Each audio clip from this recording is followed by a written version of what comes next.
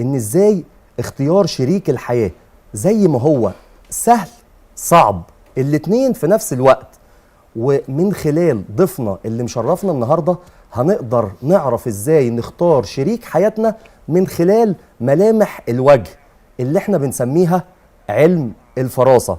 مشرفني ومنورني النهارده الباشمهندس ايهاب الغرباوي، خبير علم الفراسه، اللي هيكلمنا اكتر عن ازاي نبدا نختار شريك حياتنا من خلال ملامح الوجه. اهلا وسهلا يا باشمهندس، وحضرتك منورنا ومشرفنا النهارده. جدا انا معاكم بجد. ربنا يخليك. اهلا بحضرتك يا استاذ ايهاب، نورنا النهارده. يعني ايه بقى يا استاذ ايهاب علم فراسه؟ طيب، هو علم الفراسه معناه الاساسي هو القدره على اكتشاف شخصيات الاخرين من خلال بواطن الامور. يعني انا اقدر ابص في وش اي حد، ابدا استنتج اتجاه شخصيته، بيحب ايه، بيكره ايه، صفاته الداخليه بشكل عام. من اول لقطه من اول نظر. لا دي كده حاجه حلوه خالص. ده بحقيقي. يعني تاكيد لكلام حضرتك، انا ممكن اعرف شريك الحياه من خلال ملامح وشه او البادي لانجوج بتاعته. هي علم الفراسه مختلف شويه عن لغه الجسد او البادي لانجوج. يعني انا عايز اعرفها بشكل اوضح للساده المشاهدين يا منى. يعني بالزبط. الكلمه اصلا، يعني انا شخصيا لو انا قاعد وسط حد علم الفراسه الكلمه كبيره، فعايزين نبسطها للساده المشاهدين. صح. اوكي، طيب هو اسمه علم الفراسه بكسر الفاء عشان نعم. بس يكون نطق مظبوط. نعم. علم الفراسه هو العلم اللي بيعتمد عليه، او احنا بنقسمه لثلاث انواع. النوع الاول هو الفراسه الايمانيه او الروحانيه، ودي لما بيكون الشخص عنده صله مع ربنا سبحانه وتعالى قويه جدا، فبيقدر يبص لاي شخص اول مره او اول لقاء يقول لك انا الشخص ده انا مرتاح له، الشخص ده طيب، حاجه من عند ربنا. الشخص ده يعني انا حاسس ان هو وراه حاجه، او انا مش مرتاح في التعامل معاه. ده النوع الاول. النوع الثاني وهو اسمه علم الفراسه الرياضيه. الرياضيه بمعنى ان انا تعتمد على الرياضه دي ولا ايه؟ لا حسابيا. لا، بمعنى ان انا اقدر احكم على الشخص اللي قدامي من خلال المجهود البدني او الرياضي ليه. يعني لو انا مش نايم كويس، فبالتالي حضرتك هتقدر تقول لي شكلك مرهق. طب انت ما نمتش كويس امبارح، او انت زي ما انا قلت لك اول ما شفتك، صح؟ مش عايز اقول عشان ما تاخديش بالك. انا شاطره، انا شاطره في علم الفراسه. فدي احنا يعني معظم الناس بتقدر تحكم عليها من خلال المظهر العام. صح. النوع الثالث من انواع علم الفراسه وهو الشخص اللي بيكون عنده القدره على معرفه شكل هندسي لملامح الوجه، وبيقدر من خلاله يقول للشخص ده اتجاه شخصيته فين. هل الشخص ده شكاك؟ هل الشخص ده عاطفي؟ لا نقف بقى عند دي ازاي، انا عايزه اعرفها بقى. دي كلمه يعني بص انا عايزين نسمعها. يعني دي ليها دراسه من الاساس؟ طبعا. زي ايه بدايه يعني تدوين علم الفراسه بدأ في يعني ثلاثينات القرن الماضي على ايد قاضي امريكي اسمه ادوارد جونز، وبدأ بعد كده عالم برضه امريكي اسمه روبرت وايتسايد. روبرت وايتسايد بدأ يجمع او يعمل ابحاث ميدانيه على مجموعه من البشر علشان يقدر يستنتج ويطابق فعلا اللي بدأه ادوارد جونز. وبالمناسبه ادوارد جونز كان قاضي امريكي اصلا، وهو اتجه يعني او ترك مجال القضاء واتجه لدراسه علم التحليل النفسي، علم الفراسه بالتحديد، نتيجه لان هو كان على طول بيشوف في المرافعات وفي يعني الاشخاص اللي هم عاملين مشاكل او كده، بدأ يلاحظ ان في تشابه كتير جدا ما بين ملامح الناس دي. هو تقريبا في كمان اللي انا اعرفه يا منى ان في ايهاب في ماده بتدرس في كليه الشرطه او الحقوق بالظبط، علم الاجرام. ده حقيقي. والعقاب. بالظبط. انا اعتقد ان انا في ماده عندهم بالفعل. صح. ده فعلا صحيح، انا سمعتها قبل كده. بالظبط. بتعمل ايه الماده دي او بتدرس فيها ايه؟ بيستفيدوا منها بايه؟ احنا الاهم في النقطه دي بالتحديد ان احنا بنقدر نحكم او نصنف شريحه معينه من البشر بصفات معينه، فده السلوك ناتج عن الشكل ده. بمعنى لو احنا مثلا شفنا شخص معين، الشخص ده تفاصيل وشه كده وتفاصيل ملامحه بتقول ان الشخص ده لا ده بتاع مشاكل كتير قوي، الشخص ده لا ده عارف لما نقول ايه، ده مجرم، شكله مجرم. طب ده مسلم بيه الكلمه دي كبيره. طبعا الكلمه دي كبيره جداً. بس احنا بنقدر ده مسلم بيه بقى يا دكتور، يعني عشان ملامحه مثلا باين عليها نقدر نقول ده مجرم نحكم عليه، يعني ده مسلم بيه فعلا؟ احنا بنقدر نحكم الحكم ده، وده بحكم يكون حكم ابتدائي، احنا يعني بنستنتجه، بنقوله نتيجه للاشكال الكتير المشابهه لنفس الشخص او نفس المظهر ده فعلا. وكانت الفئه الكبيره دي بتعمل مشاكل كان أو دايما مجرمين. كان دايما مثلاً بيظهر كان بالظبط دايما كده. بيظهر يا منى مع النصاب. أيوة. النصاب دايما يا ايهاب بيبقى حد كده، حد شيك قوي كده، عارف انت اللي هو بيطلع من جيبك اللي هو عايزه ده حقيقي، بشياكه. ده شاطر. وفعلا لما بيخش عليك داخل عليك بعربيه واو، ده حقيقي. فانت صح. فعلا مهما كنت ايه مش هتعرف تجيبه. ده حقيقي. الاستفاده بقى من علم الفراسه، او انا عشان اكون عندي خبره بسيطه بعلم الفراسه عشان لما ابدا اقعد اتكلم مع حد. وعلى فكره يا احمد ده ببقى فاهم. هيفيدك انت كمان بالذات. هو ده حقيقي يعني بالمناسبه جدا. ايوه. يعني انا بمناسبه برضو مجال عملي، يعني مجال عملي في الذهب، فطبيعي ان انا لازم اللي بيخش عليا لازم يبقى عندي، عارف انت الانطباع الاول ليه، صحيح. هل اللي قدامي بيكلمني صح ولا غلط؟ فدي بالنسبه لي هتبقى مهمه جدا، فانا عايز اسمع منك واستفيد. انت عندك فراسه بقى كده يعني. المفروض ان انا عندي فراسه كده. عايز اقول لك بقى انها هتفرق معاك كمان في الجزء الخاص بالبيع، يعني مين اللي هياخد القرار. يعني لو راجل وست داخلين عشان يشتروا حاجه معينه، صحيح، فمين اللي هيدفع او مين اللي هياخد قرار ان هو زي يشتري، عصابه حماده وتوتو كده بالظبط مثلا. منى لا بجد، لا انا بتكلم في نقطه بيزنس هو عارفها كويس، هو عارفها كويس. انت كده انت بيتكلم صح جدا. ده حقيقي. فعلا انا بحاول ان انا اشوف مين اللي معاه القرار، او بالبلدي كده مين اللي في جيبه الفلوس بالظبط، عشان هو ده اللي استهدفه بالظبط. ممكن يبقى الراجل هو كده اوريدي هو اللي هيدفع، يعني عشان احنا بندبس على طول، بس ممكن هو اللي يدفع، بس هي اللي معاه القرار، بس هي صاحبه القرار. وممكن تكون هي اوريدي صاحبه القرار، بس هو برضو عنده جزء تاني هيوافق عليه ولا لا. يعني هي ممكن تكون من انماط الوشوش او من انماط الوجوه العاطفيه شويه، فده هيفرق معاك انت في ايه. هتقدر توجهها لحاجه هيبقى شكلها حلو عليها، لان هي دايما باصه للحاجه اللي هيكون شكلها مناسب. صحيح. او الحاجه اللي انا هيكون شكلي حلو وانا لابساها او هي معايا. صحيح. او نظره الناس ليا والحاجه دي معايا، فده الجزء اللي هي مهتمه بيه. فاحنا في الحاله دي احنا هندور على اكتر حاجه شكلها حلو، وهنوضح لها قد ايه هيكون شكلها حلو عليكي. هو بقى شخصيا هنلعب على الجانب التاني، فهنقول له ان السعر ده هيكون مناسب اكتر بالنسبه مثلا لسعر تاني او حاجه هي شافتها تانيه، فده هيكون اوفر شويه، وفي نفس الوقت هيكون اكتر قيمه له وهو عاجبها. فبالتالي هو لو هو نمطه تحليلي وبيتكلم بالارقام والمنطق، صح. هو مش هيهمه بقى شكل الفورمه ايه صحيح. ولا اي حاجه، هو يهمه صحيح. هدفع كام، ولما احب ريسيل صحيح هيتباع بكام.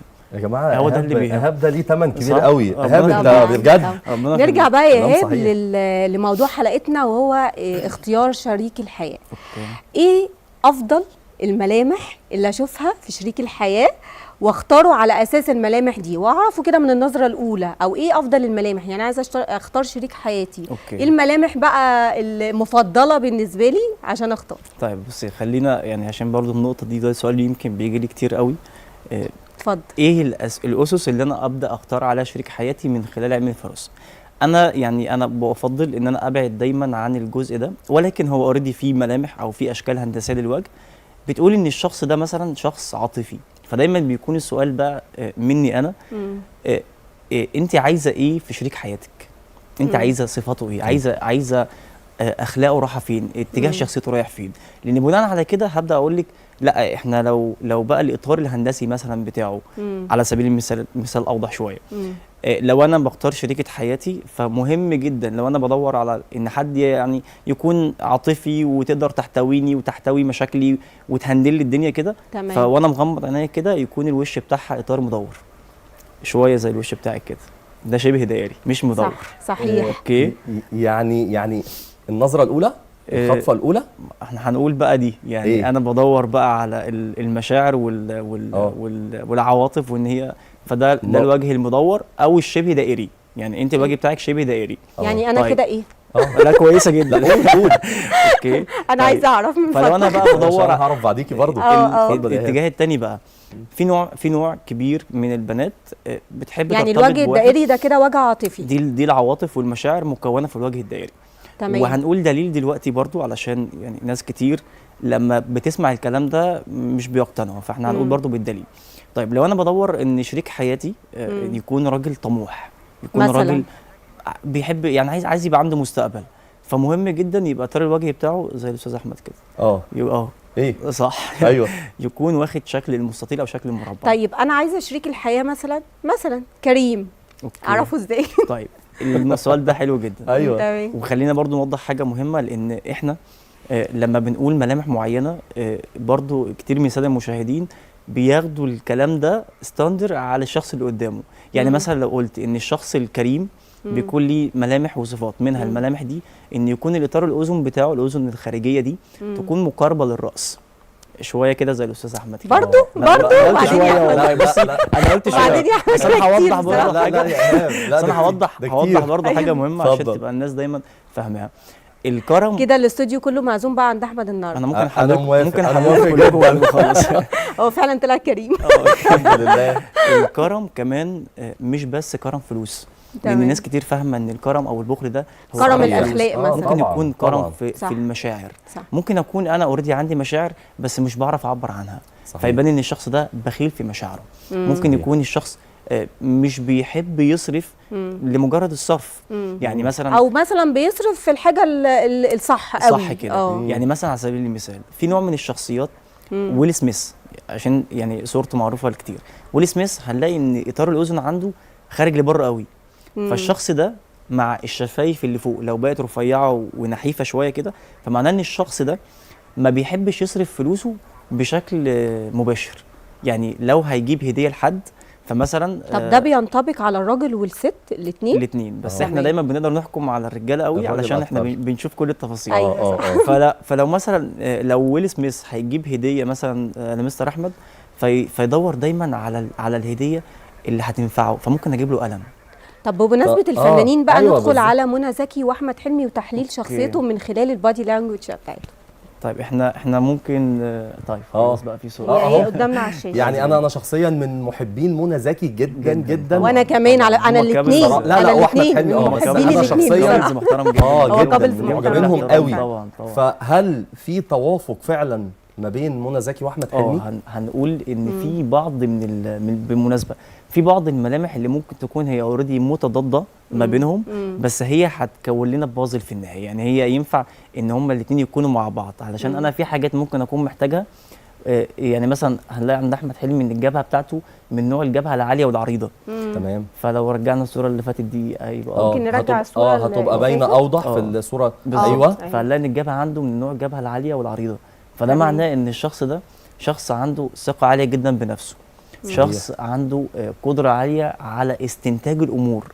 يعني مثلا لو منى مثلا بتتكلم معاه في موضوع، هو هيقدر يفهم هي عايزه تقول ايه من قبل ما تخلص الكلام سرعه بتاعها. بديهه، يعني عنده بالظبط. سرعه بيلقطها بديهه. هو طاير زي ما احنا بنقول يعني كده. اي حد الجبهه عنده عريضه الجبهه يعتبر هتكون عاليه كده؟ وعريضه، اه. فده بيكون شخص واثق من نفسه، شخص بيكون عنده سرعه استنتاج للامور او سرعه فهم الامور، شخص بيمل بسرعه جدا. بالمناسبه لو احنا يعني طولنا في شرح موضوع معين، انا فهمت فخلاص انا هعمل لك اللي انت عايزه. صحيح. اللي بعدها وهنا بقى برضو هندخل. طيب يعني طيب اتفضل. اتفضل. عنده مثلا هنلاقي ان طرف الانف كده نازل لتحت شويه.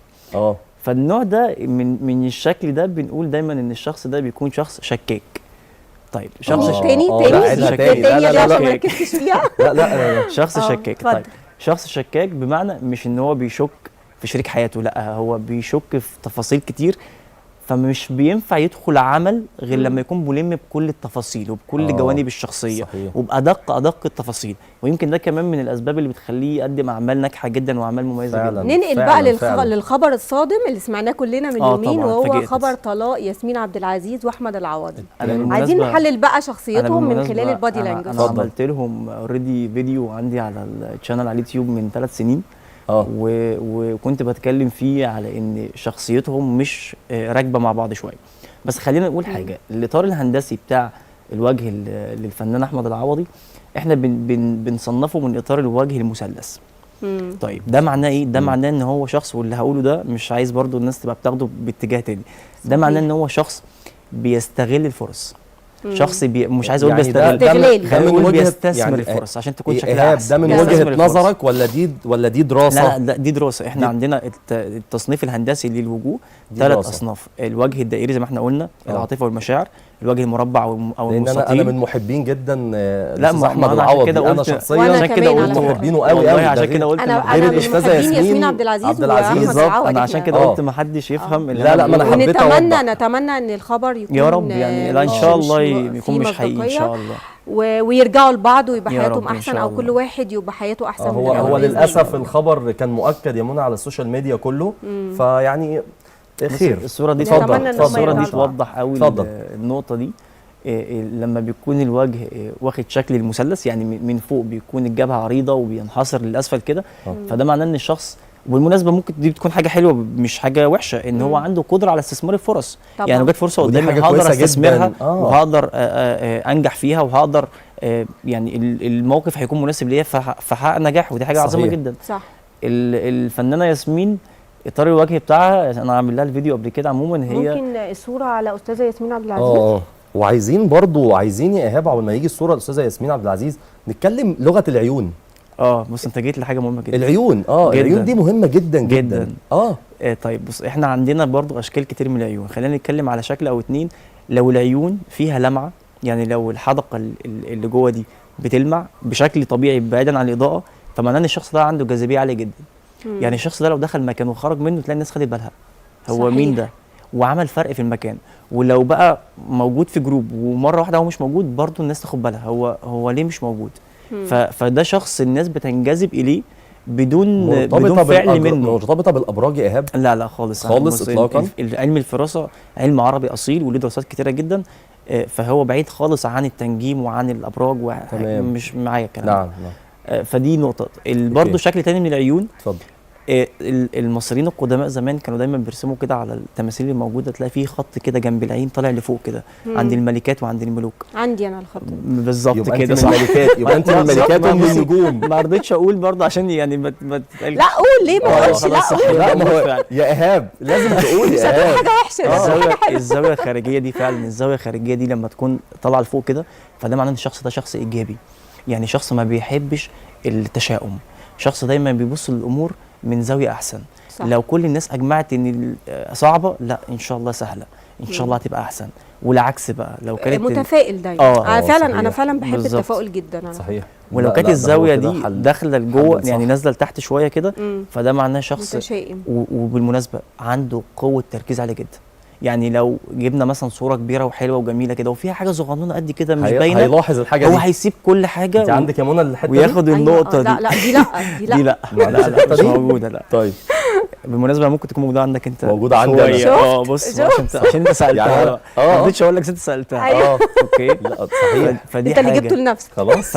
فحد بيركز وعنده قدره ان هو يستنتج او يشوف حاجه مختلفه ما حدش كتير شافها. وده بالمناسبه ده مطلوب. عشان كده دايما بقول ما فيش يا جماعه اسمها شخصيه سلبيه وشخصيه ايجابيه. هو الشخص هو حابب نفسه وهو عارف يوظف امكانياته على حاجه زي كده. حتى الحساسيه، يعني في شخص بالمناسبه لو المسافه اللي ما بين طرف الانف والشفه العليا دي، لو المسافه دي صغيره جدا، فده معناه ان الشخص ده حساس جدا زيك. بصي من غير ما تقولي. بتشرح وانا مركزه بقى. ولو المسافه دي كبيره، فمعناه ان الشخص ده شخص يقدر يتقبل النقد بصدر رحب. ده طب زيي؟ ما فيش، انا مش مجمع. بس فدي نقطه. فلو المسافه دي صغيره، ده بجد كده يعني. انا عايز انقل الأحداث العالمية عالمي ماشي. وتحليل لشخص عالمي. يعني يا ريت يبقى ظاهر معانا على الشاشه. عايزين تحليل لنتنياهو. كنت عارف انك هتقول كده. طيب اتفضل. طيب خلي بص، احنا دايما لما بنبص للوش بشكل عام دايما بندور على اكتر ملمح او اكتر ملمحين باينين في الوش بشكل كبير. هنلاحظ ان الحواجب عنده هنا واخده شكل الثمانيه شويه، يعني طالعه لفوق كده ونازله للاخر. صحيح. طب ده ايه حاجه الشخص حلوه اللي ولا زي وحشه؟ كده والله بص، هي تنفع حلوه ووحشه، بس خلينا اقول نشرحها. الشخص عموما اللي عنده الحاجب مقلوب بالشكل ده كده، الشخص زي كده عنده قدره عاليه جدا على الاقناع. يعني يقدر يتكلم كتير جدا وينظم كلامه كتير جدا ويوصل، ولو بيمثل حاجه يمثلها بشكل كويس. صحيح. فده يعرف يتكلم ويقول وممكن يعني يألف موضوع ويتخيل موضوع من وهم الخيال ويقنعك بيه ان هو ده حقيقي. فدي حاجه موجوده.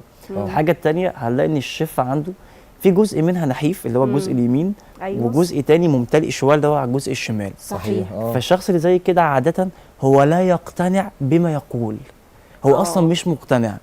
فطول يعني الوقت بيحاول يقنع اللي قدامه بحاجه هو اصلا هو مش مقتنع بيها. آه. وبالمناسبه هو عنده قدره انه يعمل كده، يقدر يعمل كده بشكل كبير فعلا. جدا. فعلا. الجبهه عنده احنا هنلاقيها ان هي عاليه بس هي مش عريضه قوي. فالشخص اللي زي كده بيحاول او بيسعى دائما ان هو يلم تفاصيل، ولكن ده معرفته محدوده. يعني ممكن يبان ان هو فاهم بس هو ما عندوش معلومات كامله. فدايما بيقع في اخطاء. الشفايف الصغيره دي بتقول ان الشخص مش بيتكلم كتير، ولكن مع وجود حاجب زي كده فالشخص علشان ما يتكلمش كتير فلازم دايما يختار كلماته بعناية شديدة ويتدرب عليها علشان تطلع بالطريقة اللي عايز يوصلها للشخص اللي قدامه. بصراحة إيهاب الغرباوي انت الوقت معاك عدى بسرعة جدا جدا. لا فعلا عدى بسرعة جدا، وانا شخصيا انا عايز بعد التسجيل لا انا عايز اقعد مع إيهاب شوية لان في اسئلة كتير. وانا لا كمان بجد يا منى في كلكم. انا بالنسبة لي في اسئلة كتير وهتفيدني شخصيا كمان. يعني لا فعلا في اسئلة في اسئلة كتير جدا. يعني انا طيب بسرعة كده في ملامح معينة اختارها او ابدا اركز فيها وانا بختار شريك حياتي او شريكه حياتي قبل ما نختم حلقتنا؟ وايه الملامح اللي انا اخاف منها اللي تخوفني من الشخص اللي قدامي؟ برافو عليك. هجاوبك على النقطه دي الاول. سريعا بقى عشان وقت العيون كل ما تكون داخله لجوه قوي، كل ما تكون مش باينه كده وتحس ان العيون بتاعته صغيره قوي، ده معناه ان الشخص ده حذر جدا ومتأني جدا وما تفهموش. وممكن يكون بيفكر في حاجه او بيفكر في مشكله بس هتطلع باحترافيه عاليه جدا. فالشخص زي كده دايما بيصدر احساس للشخص اللي قدامه ان انا مش مرتاح، انا حاسس ان انت في حاجه مش مريحاني. أيوة. فطول الوقت انا مش فاهمك، فده بيسبب مشكله في العلاقه او في اختيار شريك الحياه. ده حقيقي جدا على فكره. الملمح او الملامح اللي احنا ممكن لما نشوفها في الشخص نقول ان الشخص ده يعني ينفع ان احنا نرتبط بيه او ممكن يكون شخص كويس. لما تبقى الشفايف بشكل عام ممتلئه، يعني مش نحيفه او مش رفيعه، لان هو هيقدر يعبر عن مشاعره وهيقدر يكون كريم، فدي حاجه هتكون مناسبه بالنسبه لي. الحاجه الثانيه ان يكون الاطار الوجهي بتاعه كل ما بيكون قريب شويه للوجه الدائري او الوجه المربع، فده بيقول ان الشخص ده عنده مشاعر وعواطف وفي نفس الوقت عقلاني، فهيقدر يفهمني وهيقدر يستوعبني او هيقدر يحتويني. فالعلاقه بتنجح من هنا ان في طرف بيسمع للتاني وبيقدر موقف التاني، بنحتوي بعض بالظبط. ويمكن دي هي اهم الملامح يعني. صحيح. باشمهندس إيهاب الغرباوي حضرتك شرفتني ونورتني جدا النهارده، وبجد استفدنا جدا جدا من حضرتك بعلم الفراسه. فعلا طلعت حاجه مهمه جدا ومفيده جدا ولازم ناس كتير تركز فيها، فعلا هتفيدها في حياتها العمليه. يا استاذ إيهاب الغرباوي خبير علم الفراسه، بشكر حضرتك جدا. شكرا. شكرا مهندس إيهاب الغرباوي، نورتنا النهارده وبجد استفدنا من الفقره جدا جدا. للاسف وقت حلقتنا انتهى، انتظرونا في حلقه جديده من برنامجنا النص الحلو يوم الجمعه الساعه 10.